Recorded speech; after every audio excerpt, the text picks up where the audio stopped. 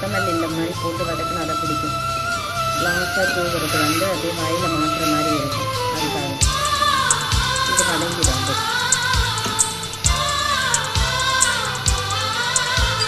சித்திரங்களை பாட சொல்லலாம், தென்றலை அஞ்சல் ஒன்று போட சொல்லலாம். நல்லா வதங்கிடும்.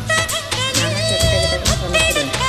ரொம்ப டிலே பண்ணுவேன். சமையல் பண்ணுவோம் பூமிக்கு பொட்டு வைத்து பார்க்கலாம் பார்க்கலாம், அதே மாதிரி வந்து வாடை தைத்து கூடலாம்.